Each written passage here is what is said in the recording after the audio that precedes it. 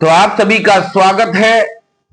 जिस तरीके से समाजवादी पार्टी को पिछले एक हफ्ते में लगातार ऑक्सीजन पे ऑक्सीजन ऑक्सीजन पे ऑक्सीजन मिल रही है, वो आने वाले 2027 के विधानसभा चुनाव के लिए ऑक्सीजन से बढ़कर काम करने वाली है। जी हां, पिछले एक हफ्ते में समाजवादी पार्टी के कद्दावर 4 नेताओं को इलाहाबाद हाई कोर्ट ने जमानत दी है। कोई 3 साल से, कोई 4 साल से, कोई 2 साल से जेल की हवा खा रहे थे।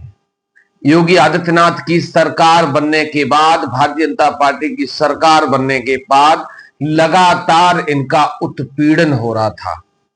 लगातार ये मुकदमे लगाए जा रहे थे, तब से लगातार ये सलाखों के पीछे थे। लेकिन अगर पिछले एक हफ्ते के पूरे सिनेरियो को देखा जाए तो उत्तर प्रदेश की पूरी हवा लगभग बदलती हुई नजर आ रही है। सबसे पहली मैं बात करने वाला हूं समाजवादी पार्टी के संस्थापक सदस्य आजम खान। आजम खान को हाई कोर्ट ने राहत दी और उनकी जमानत अर्जी को मंजूर कर लिया। उसके 3 दिन बाद कानपुर से इरफान सोलंकी, जो समाजवादी पार्टी के पूर्व विधायक हैं, इस वर्तमान में उनकी पत्नी विधायक हैं, उनकी भी जमानत अर्जी को हाई कोर्ट ने मंजूर कर लिया। यही सिलसिला यही नहीं रुका। कल एटा की अलीगंज विधानसभा से 3 बार के विधायक रामेश्वर सिंह यादव, उनके भाई जोगिंदर सिंह यादव, जो पिछले लगभग 4-5 साल से जेल की सलाखों के पीछे थे, उनकी भी जमानत अर्जी को हाई कोर्ट ने मंजूर कर लिया। अगर एटा की बात करूं तो लगातार 3 बार के विधायक बड़े भाई रामेश्वर सिंह हैं। 2022 के विधानसभा चुनाव ने जोगिंदर सिंह यादव को भी एटा सदर से प्रत्याशी बनाया था। रामेश्वर सिंह लगातार 3 बार से वहां विधायक थे और 2022 में भी प्रत्याशी थे, लेकिन भाजपा की आंधी में दोनों भाई इस कदर उड़े थे जिसकी किसी ने कोई कल्पना नहीं करी थी। उसके बाद शुरू हुआ असली राजनीतिक खेल और उसके बाद उन पे लगातार मुकदमे लगाए गए। हालांकि जेल में रहते हुए भी एटा की जिला पंचायत अध्यक्ष की सीट पर जोगिंदर सिंह यादव ने कब्जा किया।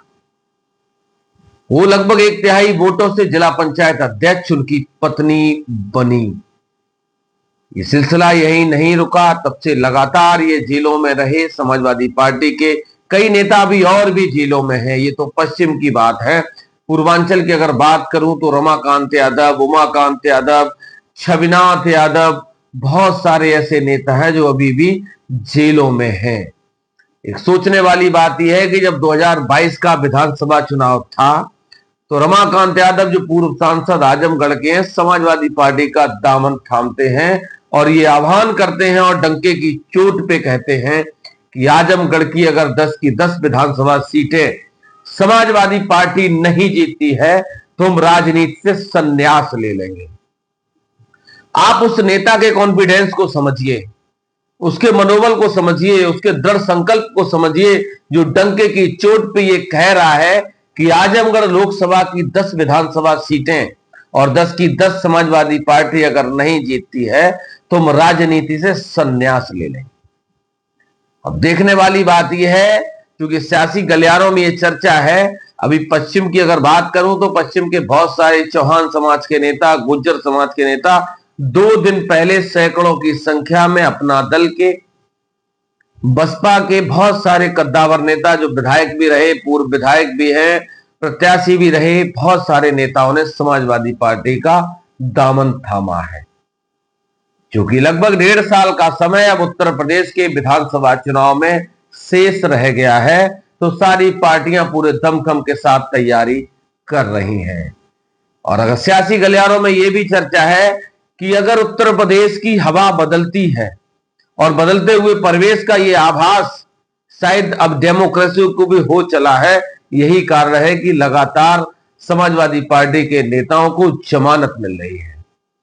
आप सोचिए, शुरुआती दौर जो भारतीय जनता पार्टी का था जब सरकार बनी थी, और जब आखिरी पड़ाव में है भारतीय जनता पार्टी, 1.5 साल बाद फिर चुनावी समर में जाना है, उत्तर प्रदेश की राजनीति के महासंग्राम में उतरना है। और ऐसे समय में समाजवादी पार्टी के कद्दावर नेताओं जो जनता में अपनी एक अलग पहचान रखते हैं, उनका इस कदर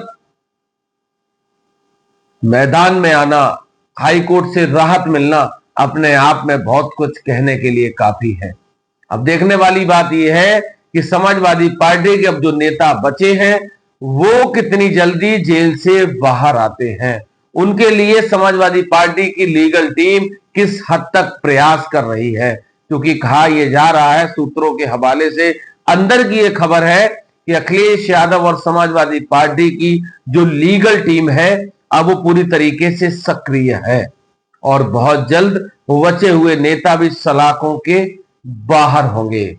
उसके बाद शुरू होगा असली राजनीतिक घमासान, क्योंकि उत्तर प्रदेश में इस बार समाजवादी पार्टी के लिए करो या मरो की स्थिति है।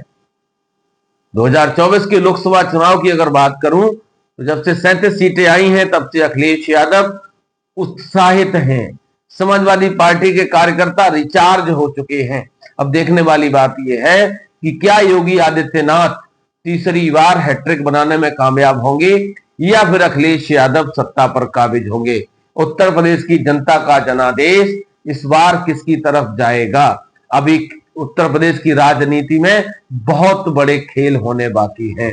कहा तो यह तक भी जा रहा है कि 2027 के विधानसभा चुनाव से पहले उत्तर प्रदेश की राजनीति में वो घमासान होगा, वो नए नए गठबंधन आपको मिलेंगे, ऐसी भगदड़ मचेगी जो अपने आप में किसी ने कल्पना नहीं करी होगी। नेताओं के पैरों के तले से जमीन खिसक जाएगी। इस तरीके की भगदड़ की आशंकाएं राजनीतिक विश्लेषक, राजनीतिक जानकार ऐसी भविष्यवाणी कर रहे हैं। अब देखने वाली बात यह है कि इसमें कितनी सत्यता है, ये तो आने वाला समय ही बताएगा। अभी तक अगर आपने हमारे चैनल को सब्सक्राइब नहीं किया है तो सब्सक्राइब कर लीजिएगा, जिससे कि हमारे वीडियो आसानी से आप तक पहुंच सके। लगातार बने रहिए, आपको उत्तर प्रदेश की राजनीति से और बिहार की राजनीति से जुड़ी एक एक खबर से रूबरू कराने का प्रयास करते रहेंगे। आपसे निवेदन है कि चैनल को सब्सक्राइब कर लीजिएगा। फेसबुक पे देख रहे हैं तो आप फॉलो कर लीजिएगा। आप सभी का बहुत बहुत धन्यवाद।